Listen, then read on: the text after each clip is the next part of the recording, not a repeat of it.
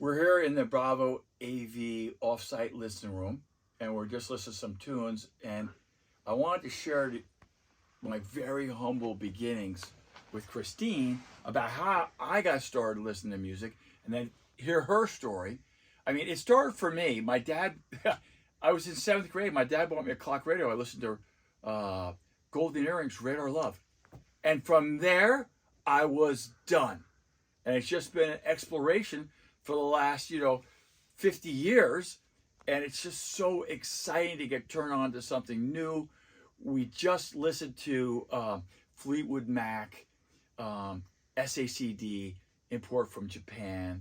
Can't Break the Chain. What's it? The Chain. The Chain. It's called The Chain. The clarity it just brought me right back to, the original time when I first heard that song. But how did you get hooked with the power of music? Well, the power of music, also started for me when I was young. I'm kind of fortunate. My father was very young, and we grew up listening, to the turntable, listening to CCR and some Janis Joplin, and, things like that.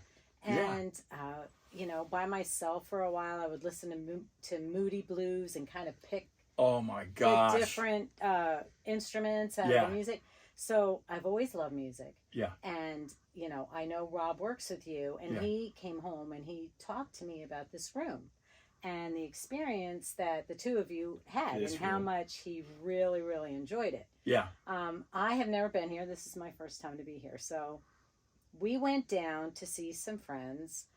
His name's Sean Abitz, and he's also in the business. Yeah. And we were sitting in their kitchen, and I happened to have my back to the speakers, but I must have been absolutely in a sweet spot. Yeah.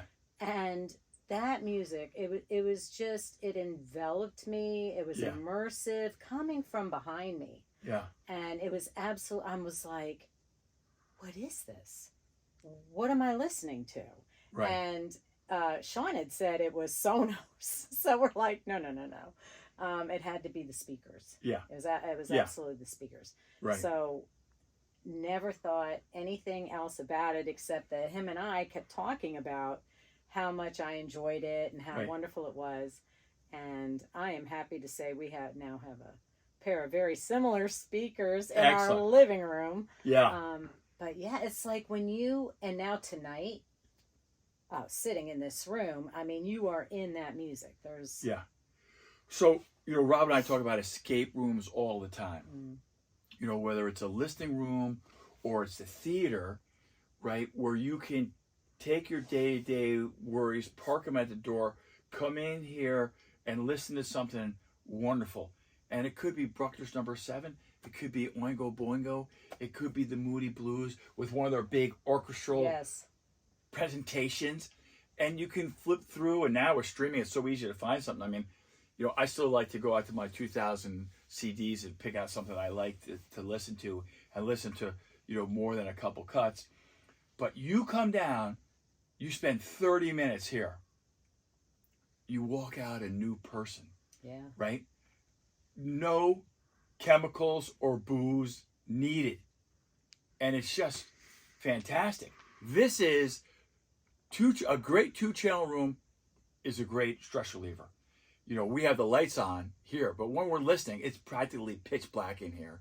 Your eyes are closed. You're using your brain to really listen to what's coming into those ears. It is freaking amazing, and we'd love to share that experience with people that really care about music. Happy to have you down, because this brings joy to your life.